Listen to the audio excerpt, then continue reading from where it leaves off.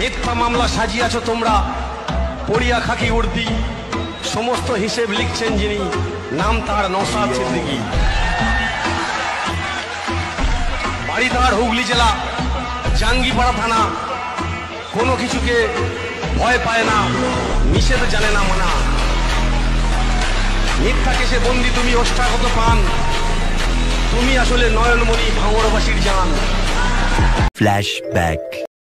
তো হ্যালো বন্ধুরা, চলেছি আরও একটা নতুন ব্লগে। আশা করি তোমরা খুবই ভালো আছো। সো আলোর মতে আমিও খুবই ভালো আছি। তো আজকে আমরা জেলে চলেছি গোসাবা বাজার। হয়তো আপনারা নামটা বুঝতে পারিনি, আরেকবার বলে দিই। গোসাবা বাজার পুরনো বাস স্ট্যান্ড, দক্ষিণ 24 পরগনা। তো ওখানে আছেন আমাদের ভাঙড়ের বিধায়ক, আমাদের একমাত্র ভাঙড়ের বিধায়ক, আমাদের প্রাণপ্রিয় নওশাদ সিদ্দিকী ভাইজান আসছেন। তো ওখানে গিয়ে কি হয় না আপনাদেরকে দেখাবো। আর যারা কোনো সাবস্ক্রাইব করেনি সাবস্ক্রাইব করো, আর কে কোন এলাকা থেকে দেখছো কমেন্ট করে জানাবেন। তো ফুল ভিডিওটা দেখার অনুরোধ সবার কাছে। তো চলো যাওয়া যাক। A few moments later. Naushad Siddiqui তোমায় জানাই স্বাগতম, নওশাদ সিদ্দিকী তোমায় জানাই স্বাগতম, নওশাদ সিদ্দিকী তোমায় জানাই স্বাগতম। আল সাহেব জিন্দাবাদ, নওশাদ সিদ্দিকী জিন্দাবাদ, আল সাহেব জিন্দাবাদ, দিগা ছড়িয়ে দিন, আল সাহেব জিন্দাবাদ, নওশাদ সিদ্দিকী তোমায়। गाड़ी के वजह सेल्फी नहीं कर नहीं गाड़ी ऊपर साइड ऑफ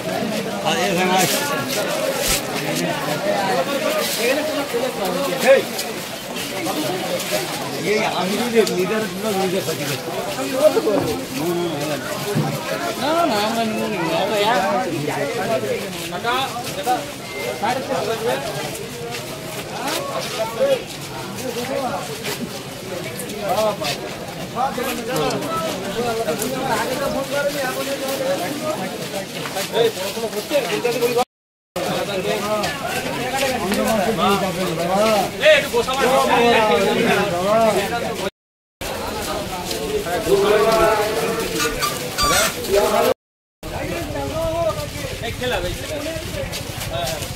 আমি এসেছিলাম, আমি সেটাই বলছিলাম, আমি এসে কোথায় বসেছি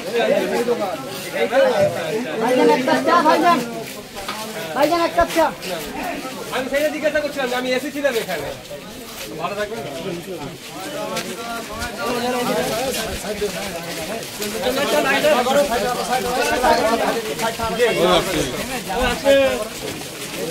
আইনের বিরুদ্ধে লড়াইটা চলছে। যদি এটা হিন্দু মুসলমানের লড়াই হতো, পার্লামেন্টে যে সমস্ত এমপিরা এই আইনের বিরোধিতা করেছে তার মধ্যে 95% কিন্তু অমুসলিম এমপি। শুধু তাই নয়, আমার সুপ্রিম কোর্টে মামলা করা আছে আইনের বিরুদ্ধে। আমাদের 7 জন উকিল লড়াই করছেন আইনি লড়াই, 4 জন কিন্তু নন মুসলিম। যদি হিন্দু মুসলমানেরই সমস্যা হতো তাহলে আমার পক্ষ কেন নিত তারা? এই চিন্তাটা আমার মাথায় ঢুকিয়ে দিয়েছে। তার আগে একটু আসা যাক, আমার কিছু সংখ্যাগরিষ্ঠ সমাজের মানুষকে ভুল বুঝানো হচ্ছে। বলা হচ্ছে ওয়াকাফ বোর্ড নাকি যেখানেই দাঁড়াবে সেটা ওয়াকাফ বোর্ডের হয়ে যাবে। তোমার বাড়ি তুলসী তলাটা আছে, ওই তুলসী তলাতে এসে ওয়াকাফ বোর্ড যদি বলে এটা ওয়াকাফের, তো ওয়াকাফ বোর্ডের হয়ে যাবে। স্বাভাবিকভাবে আমার হিন্দু হয়ে ভয় কাটছে। তোমাদের পাড়ার যে মন্দিরটা আছে, ওয়াকাফ বোর্ড যদি বলে এই মন্দিরটা ওয়াকাফ বোর্ডের, বলছে ওয়াকাফ বোর্ডের হয়ে যাবে। তোমার যে বাড়িটা আছে ওয়াকাফ বোর্ড যদি বলে ওয়াকাফ বোর্ডের, সেটাও তোমার হয়ে যাবে। এই বলে ভরকে দিচ্ছে। আচ্ছা, ভারতবর্ষে এই ধরনের কোন আইন আছে? আছে কোন যেটা বলবে হয়ে যাবে? শুধু তাই নয়, দেশের প্রধানমন্ত্রী যদি বলে আপনার জায়গার মধ্যে রেল নিয়ে যাব, প্রধানমন্ত্রীর ক্ষমতা নাই, সে রেল নিয়ে যাবে যতক্ষণ না আপনি কনসার্ন দেন। সেটাও রাজ্য সরকারকে বলতে হবে, রাজ্য সরকার নোটিফিকেশন করবে, তারপরে জমিটা নিয়ে কেন্দ্র রেলের ডিপার্টমেন্টকে দেবে। এত সিস্টেম, কিন্তু এটা সম্পূর্ণ মিথ্যাচার করা হচ্ছে। তার আমি একটা উদাহরণ দিলে আপনারা সহজে বুঝতে পারবেন কিভাবে ওয়াকাফ বোর্ডের মিথ্যাচার করা হচ্ছে। এই ভেঙে পার্সি ভাইদের ধর্মীয় সম্পত্তি রক্ষার জন্য আলাদা আইন আছে, খ্রিস্টান ভাইদের ধর্মীয় সম্পত্তি রক্ষার জন্য আলাদা আইন আছে, মুসলমান ভাইদের ধর্মীয় সম্পত্তি রক্ষণাবেক্ষণের জন্য আলাদা আইন আছে, হিন্দু ভাইদের ধর্মীয় সম্পত্তি রক্ষণাবেক্ষণের জন্য আলাদা আইন আছে। সব আইন আলাদা আলাদা করে আছে। তাহলে এখন আমরা এই মোদিজির নিয়ে আসা নতুন আইনের দুটো পয়েন্ট আমি আপনাদের বলে বিদায় নেব। প্রথম পয়েন্ট, এই নতুন আইনে বলা হচ্ছে 5 বছর প্র্যাকটিসিং ইসলামে থাকতে হবে, তাহলে আপনি নতুন করে ওয়াকফ করতে পারেন। ওয়াকফ ভাই শুধু ওয়াকফে লিল্লাহ নয়, ওয়াকফে আওলাদ হয়। আমরা কি জানি শুধু মাদ্রাসা মসজিদের সম্পত্তি দিলেই নাকি ওয়াকফ হয়ে যায়, এটা নয়। আমি আমার ছেলের নামে ওয়াকফ করে যেতে পারি। অনস ওয়াকফ অলওয়েজ ওয়াকফ। কিভাবে ছেলের নামে ওয়াকফ হয় সেটা আপনাদেরকে জানা দরকার। ধরুন এই দোকানটা আমি কিনলাম, আমার অবর্তমানে আমার ছেলে ভোগ করবে, কিন্তু আমার অবর্তমানে আমার ছেলেটা বিক্রি করে দিতে পারে, তাহলে আমার পোতা এটা থেকে আর উপকৃত হবে না। কিন্তু আমি যদি অফ করে দিই, ছেলের নামে অফ করলাম, তাহলে আমার পোতা তার পোতা তার ছেলে তার ছেলে তার ছেলে এটা ভোগ করতেই থাকবে। জীবনে এই দোকানটা বিক্রি করতে পারবে না, খুব বেশি হলে ভাড়া দিতে পারবে। ভাড়া উঠবে আমি খেলাম, আমার ছেলে খেলো, এর থেকে ভাড়া উঠলে আমার পোতা খেলো, তার থেকে ভাড়া উঠলে তার ছেলে খেলো, এইভাবে থাকতে পারবে। এইভাবে অফ করা হয়, দু টাইপের অফ হয়। ভোটটা করতে ওদের হিন্দুদের, মুসলমানের তো ভোট লাগে না ওদের, কিন্তু বলে একবারের জন্য বলেছে। কিন্তু কোনো একটা দুর্ঘটনা যদি ঘটে যায়, সন্ধ্যাবেলায় বসে গোসাবারের মানুষের জন্য প্রয়োজনে চোখে বাম লাগিয়ে কাটতে শুরু করে দেবে। আমার অনুরোধ এটা বলার জন্য, এটা বলার কারণটা হচ্ছে এটা যে রাজনৈতিকদের কারবারিদের ফাঁদে আপনারা পড়বেন না। রাজনৈতিক কারবারিরা আপনাকে আমাকে শুধুমাত্র ব্যবহার করে তাদের ক্ষমতা দখল করার জন্য, তারপরে আপনাকে আর চিনবে না। কারণ আমি একটা উদাহরণ দিচ্ছি, কতদিন পরে 21শে জুলাই হবে, 21শে জুলাই হবে, তো অনেক ইতিহাস আছে। যেই পুলিশের কনস্টেবলটা ডেপুটি জয়েন্ট সিপির সামনে বন্দুক ধরেছিল, ভুলে যাচ্ছে নাকি আমরা তাদেরকে, নামটা কি মনে আছে? সিরাজুল হক মন্ডল না এই ধরনের নাম। সত্যিকারের কথা, তার মুখে আমি কদিন আগে কথা শুনলাম। সে যদি না জয়েন্ট সিপির সামনে বন্দুকটা ধরতো, যে একে যেভাবে মারা হচ্ছে ভদ্র মহিলাটিকে, এ মরে যেতে পারে। আপনারা বন্ধ করুন, নাহলে আমি গুলি চালিয়ে দেবো। তার মুখে কথা শুনে আমি বলছি, যে ব্যক্তির জন্য মমতা ব্যানার্জি আজকে বেঁচে আছে বা মুখ্যমন্ত্রীর চেয়ারেও বসেছে, সেই ব্যক্তিটাকে যখন এই ঘটনা ঘটে যাওয়ার পরে তখন তো তাকে সাসপেন্ড করলো, তাকে কাজ থেকে বহিষ্কার করেছে। এত বছর হয়ে গেল, যার প্রাণ মমতা ব্যানার্জির প্রাণ যার হাতে বাঁচলো, যার মাধ্যমে বাঁচলো, তাকে তো অন্তত চাকরিটাতে রিজয়েন দেওয়ার করার ব্যবস্থা করার দরকার ছিল। তো তাকে ব্যবস্থা করেনি, আর আপনাকে আমাকে নিয়ে ভাববে? আপনাকে আমাকে ভোটার ছাড়ের বাইরে ওরা কিছুই ভাবে না। আমাদের মার্কেটে কারো মুখে কথা হয় না। কৃষিবর্গের আমরা শ্রমজীবী মানুষ, দিন আনে দিন খাই আমাদের, তা আমরা মারধর খেলে আমাদের উপর অত্যাচার হলে রেড়ে করে ওঠে না।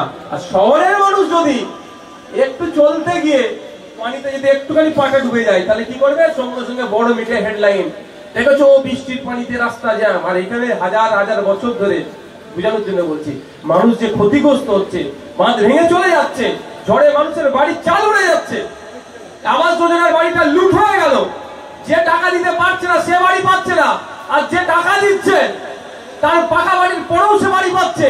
এই নিয়ে কোনো উচ্চ বাচ্চ নেই শহরে বাবুদের। তাই বন্ধুগণ, সজাগ হতে হবে, সতর্ক হতে হবে। সরকারের উপরে আমাদেরকে প্রেসার তৈরি করতে হবে। সরকারটা কি জিনিস? আগামী 5 বছর আমি নাগরিক, আমি ভালো কিভাবে থাকবো, আমার বাংলা কিভাবে ভালো থাকবে, আমার ছেলে স্কুলে গিয়ে কিভাবে শিক্ষা পাবে, আমি অসুস্থ হলে আমি কিভাবে ট্রিটমেন্ট পাবো বিনামূল্যে, আমি ক্ষুধার্ত আমি কিভাবে খাবার পাবো।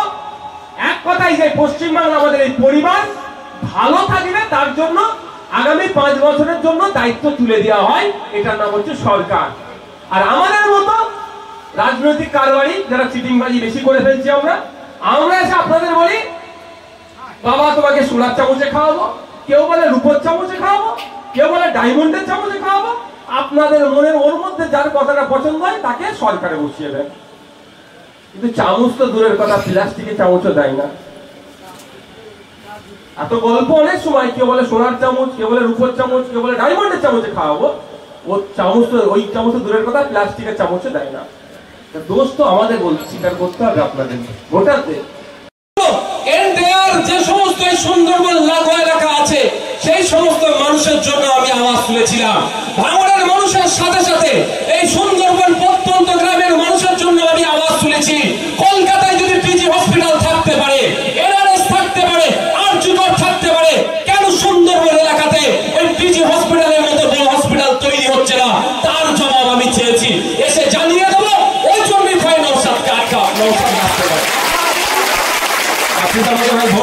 আপনার আমি বিধায়ক নয়, কিন্তু আপনার জন্য বলেছি। বলুন, আপনার এখান থেকে ট্রিটমেন্ট নিতে গেলে কোথায় যেতে হয়? কলকাতায় যেতে হচ্ছে, নাহলে প্রাইভেট হসপিটালে। তাই তো নাকি? ভুল বলছি নাকি ভাই? বলবে ক্যানিং মহকুমার হসপিটালে যান, কদিন আগে খবর দেখলাম কল আছে, কলে জল নাই। আমি আপনাদের জন্য আওয়াজ তুলেছি। আপনাদের জন্য আমি কি বলেছি? প্রতি বছর প্রাকৃতিক দুর্যোগ আসবে, কখনো আইলা, কখনো বুলবুল, বিভিন্ন নামে ঝড় ঝাপটা হবে, বাঁধ ভেঙে যাবে, লোকালয়ে পানি ঢুকে যাবে, চাষযোগ্য জমিগুলো নষ্ট হয়ে যাবে, মিষ্টি পানির মাছের যে ভেড়িগুলো আছে সেগুলো ধ্বংস হয়ে যাবে। আবার একটু আপনাদের 2-4 জনকে ডেকে একটু ক্ষতিপূরণ দিয়ে ছবি টুবি তুলবে। আপনারা বছরে বছরে ফি বছর আপনারা এইরকম ভাবে এই দুর্যোগের শিকার হচ্ছে। আমি বিধানসভায় প্রস্তাব দিয়েছি যে খেলা মেলা করে কোটি কোটি টাকা অপাত্রে না দান করে প্রতি বছর এই সুন্দরবন এলাকা, অর্থাৎ নদী, যেখান থেকে নদী রয়েছে এই বর্ডার এলাকাতে কংক্রিটের বাঁধ নির্মাণ করা হোক। মানে বিজ্ঞানসম্মত ভাবে বাঁধ নির্মাণ করা হোক এবং বিজ্ঞানসম্মত ভাবে রক্ষণাবেক্ষণ করা হোক। একবার বাঁধ নির্মাণ করলে কম করে 100 বছর আর এই সুন্দরবনের মানুষ প্রাকৃতিক দুর্যোগে যে বাঁধ ভেঙে ক্ষতিগ্রস্ত হচ্ছে ওটা আর হবে না। এই দাবি আমি বিধানসভার মধ্যে তুলেছি আপনাদের জন্য। এটা নওশাদ সিদ্দিকী এসে যদি সাইড দাঁড়িয়ে যাবে, সাইড দাঁড়িয়ে যাবে, এই মাঝখান দিয়ে যাবে। এই তোর সামনে আছিস, রাস্তা ক্লিয়ার করে রাখবি, রাস্তা ক্লিয়ার রাখবি।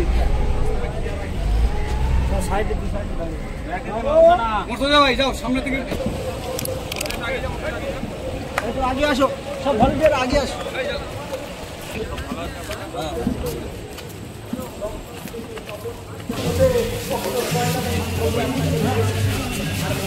লড়াই করবে, সংখ্যালঘুদের চাতা হিসেবে কি কাজ করবে। আর এই মিটিং এদের আমার সংখ্যালঘু ভাই রয়েছে।